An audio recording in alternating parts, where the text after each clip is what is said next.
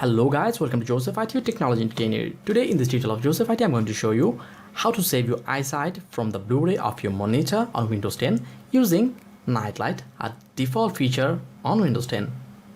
So to use it, go to Start and type Nightlight and click on it. As you can see, the feature Nightlight is there. What you need to do is to click Turn on now. It has been activated in my system and I really don't know whether you are able to see it or not, the result. Okay, and you can schedule it for your future access automatically.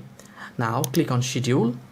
It will show you the schedule from sunset to sunrise. Mine is 6 p.m. to 6 a.m. every day. Okay, you can also set hours, the duration that you want to use it in Nightlight. The best one is sunset to sunrise automatically. So I'm just using it and my monitor has become a little bit warmer, giving me less Blu-ray to the eyes than usual. And that's a simple way of using Nightlight and to protect your eyes from Blu-ray. And that's all. If you have any question, any query, then please feel free to contact me on the comment box. Please subscribe and be with Joseph IT to support us. See you in my next video tutorial.